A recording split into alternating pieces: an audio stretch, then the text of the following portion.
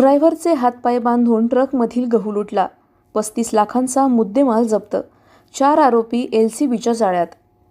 अहिल्यानगर जिल्ह्यात ट्रक चालकाला चाकूचा धाक दाखवून गहू लुटणाऱ्या टोळीचा स्थानिक गुन्हे शाखेने पर्दाफाश केला आहे.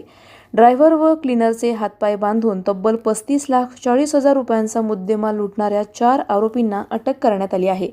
याबाबत सविस्तर माहिती अशी की मध्य प्रदेश येथील जगदीश चतुर्भुज माळी हे टाटा कंपनीच्या ट्रकमधून गहू घेऊन सोलापूरकडे निघाले होते.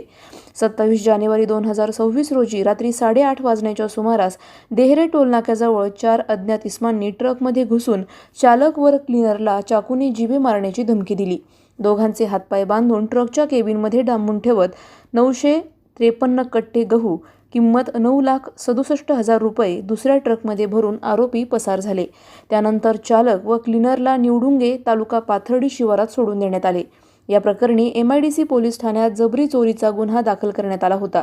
पोलीस अधीक्षक सोमनाथ घारगे यांच्या आदेशाने स्थानिक गुन्हे शाखेची 3 विशेष पथके तैनात करण्यात आली. तांत्रिक व गोपनीय माहितीच्या आधारे मध्य प्रदेशातील शिवपुरी जिल्ह्यातील आरोपींचा माग काढत अरणगाव परिसरात ट्रकचा पाठलाग करून 2 आरोपींना ताब्यात घेण्यात आले.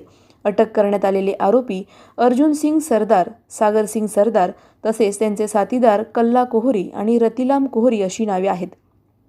आरोपींकडून 26 टन गहू आणि 25 लाख रुपये किमतीचा ट्रक असा एकूण 35,40,000 रुपयांचा मुद्देमाल जप्त करण्यात आला आहे.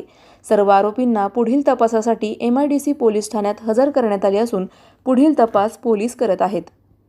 प्रतिनिधी जाकीर शेख, अहिल्यानगर. अधिक माहितीसाठी स्टार इंडिया 1 न्यूज पाहत रहा. चॅनलला सबस्क्राईब करा आणि अशाच अपडेट्ससाठी बेल आयकॉन दाबा.